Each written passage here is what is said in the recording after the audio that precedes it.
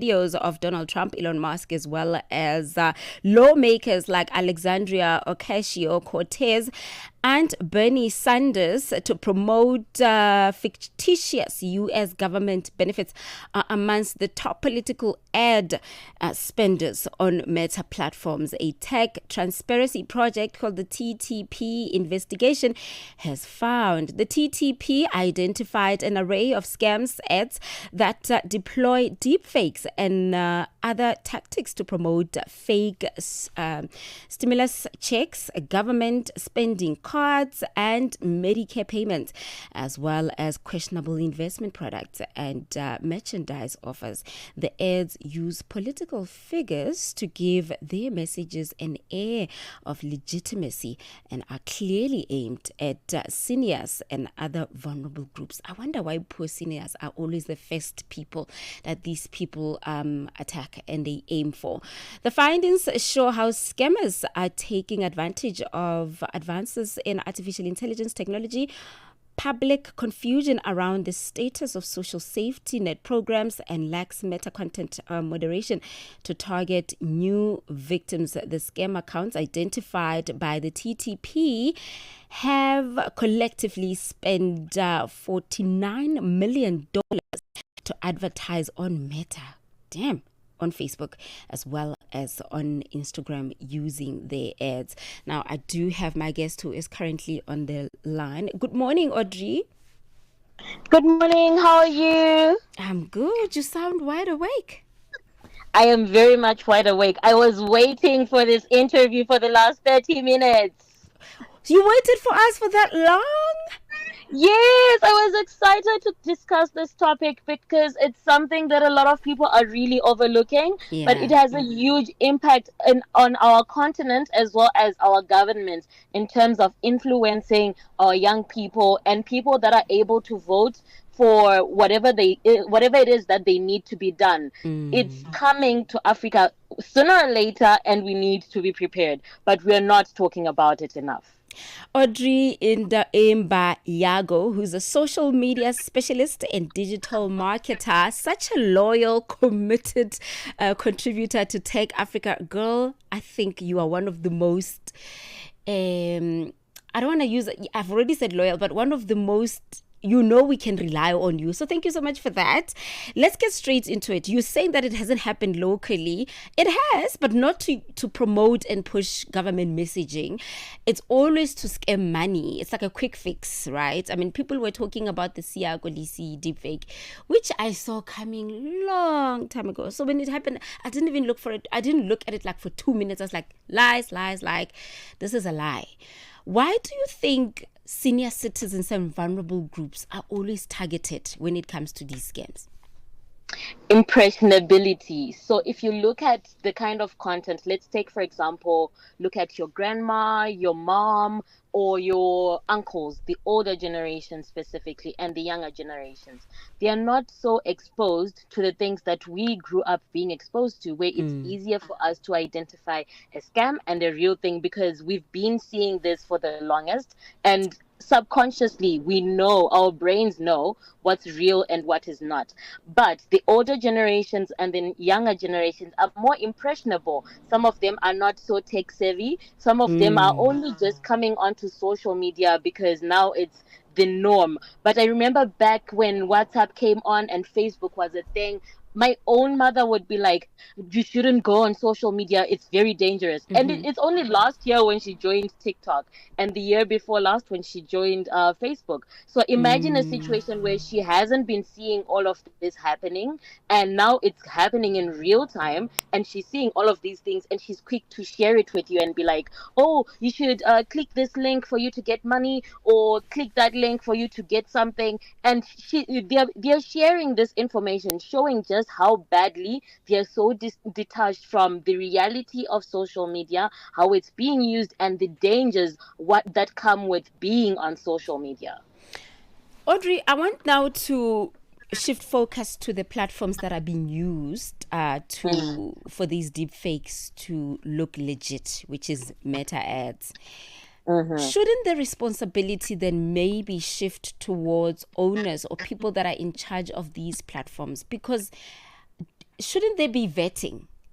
Because in traditional media, there are people that are in charge to make sure that we don't mislead in the sake of making money.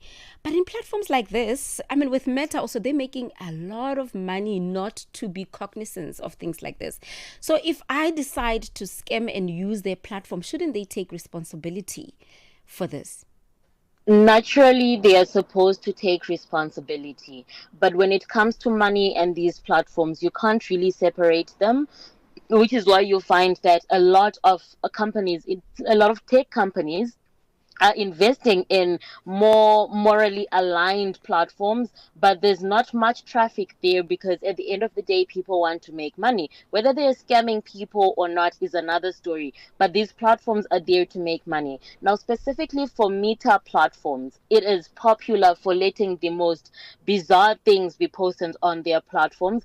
And at the end of the day, we have tried. They have been told by the world over and over again, they've been taken to court. They've been made to pay fines for some of the smallest things, the founding things that started this whole thing. But you'll find that they haven't taken action yet. So, what do I then recommend as an expert in this place? Something that actually works. We shouldn't depend on the platforms to protect its users or its people because that's how they make money. We shouldn't do that. We shouldn't expect them to do that. What we can do is to push our individual governments to put in laws that restrict these platforms to from showing certain types of content or certain things in their regions. For example, if I try to boost an ad, I live in Zimbabwe and I'm based in Zimbabwe. But if I try to boost an ad to anywhere in Europe, I cannot boost that ad there because there are restrictions put in by the EU to make sure that their people are protected from such things. So we can do the same as Africans. We can do the same with our governments to push them to put in such restricted items. But it is also controversial because the moment they try to do that, we will have another Nepal controversy where the people of Nepal are like, you're trying to restrict our free speech. But when you look at it from the other side, it was just a matter of PR and branding for the institutions that are trying to implement this. Teach your people why you're putting in such laws. Yes, there's room to be taken advantage of. We are cognizant of that. But if it's to protect your people, let your people know that you're doing it to protect them and let them be for that so that they know exactly what you're doing.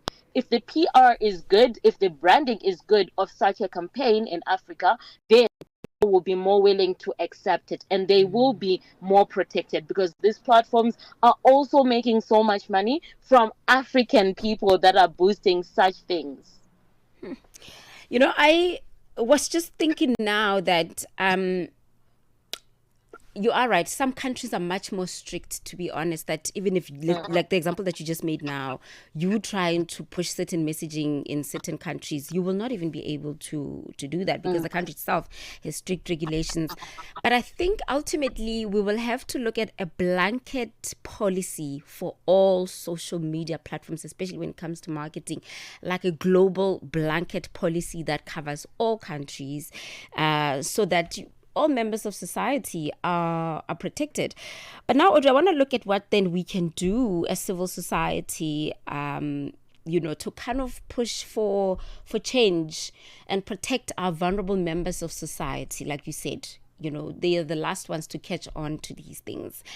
And we laugh about it on TikTok, for example, and say that my grandmother is going to say that this is real. Meanwhile, we know that this is deep fake. But yet there are people that are spending money investing their pension funds towards a scam. What can we do as civil society?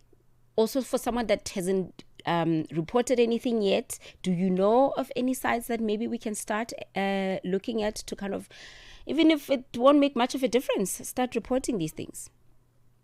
Right. So technically speaking, no one can really control these things except for the platforms themselves. The only place we can report is to the platforms. That's a start. However, because of experience, you could report something and it just wouldn't do anything anyway. They won't even take action unless it then really makes a lot of noise within a community.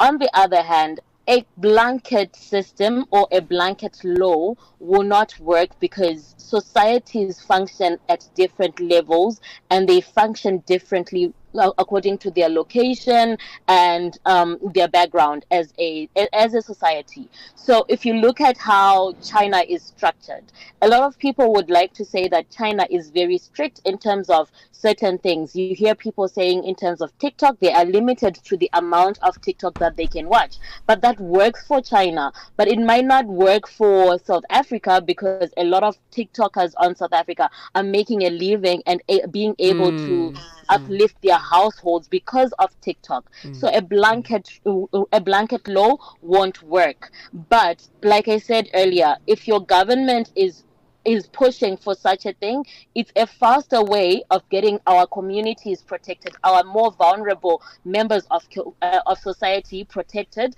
than to try and do it on a global level. Because at a global level, there'll still be loopholes that other people can still take advantage of. These tech companies are willing to put in money to make sure that they can skip those loopholes anyway. We're already doing it. We already tried it. So we might as well push our governments to do that on our behalf as a people. You know, one of the things that I would ask is what should one look out for to spot a deep fake from afar? But they vary. I have been on a mission to also say, but for me, deep fakes, their audio you can hear that is muffled. It's not very clear. Mm-hmm. But I mean, I don't know if there's been others that have like clear audio. Also, Mm-hmm. the deep fakes that are made for to be AI driven, you could see even the color grading. They're much more brown, yellowy. They look cartoonish. You know, I don't know what kind of 3D that is, animation. They don't look really real. You can see even the movement is a bit jittery. So, I mean, from my end, I would say those are the things that you can spot a deep fake. There's a lot of jittery there. It's a cut and paste of some sort. In terms of voice, unfortunately, there's nothing you can do with the voice, because the voice they've been able to master using someone else's voice looks specific. It sounds exactly like that person's voice. But visually, you can definitely tell. But also, Audrey, if you are using like a very entry level smartphone, I don't know if it will be clear for you to detect these things that I'm mentioning. What else do you have that we could just add on top of what I just mentioned? All right, there's nothing really that I can add because you've mentioned all of them. But what I do encourage people to do so that they protect themselves, look into it. Just watch other videos of people explaining what looks fake and what looks real. That way you can see the different kinds. So they use different kinds of softwares, but eventually your eye and your mind will be trained to notice those small, subtle differences. For example, you're talking about color grading, but you can also look at things like a thumb that looks abnormally thick. That might be the Mm, only way you can tell that this is not real. So you need to train your own mind, constantly consume content that teaches about faking, noticing, picking up on the fake stuff and the real stuff. And also, AI is advancing so much and so fast that people can't even keep up with it. There's already warnings that AI is already doing what it wants, and people are not able to, the people that built AI are not able to keep up with what it's doing. mm, So, having all of those things at hand, and also just being cautious and always saying, okay, I'm seeing this on social media, but I need to verify it and verify it so much. Do your homework. Ignorance, yes, you might say, oh, I didn't know, but it won't change anything. So you may as well prepare yourself, do your research, make sure that you look into the fake stuff and the non-fake stuff. And I think one of the benefits of being in Africa, a lot of people say it's a disadvantage that we are behind in tech. Yes, it's a disadvantage to some extent, but it also helps us to protect ourselves. That's also a default system that's there. Most of our mm. things, you can go to the physical address and look them up and ask the people there. Most of them you can call Yeah. and find out if it's real or not. Do your diligence. Just make that small visit to the office, find out if it's real or it's not. Make that call to that office, find out if it's real or if it's not. It's not like you're going to miss that. If you miss that opportunity today, tomorrow that same website won't be there.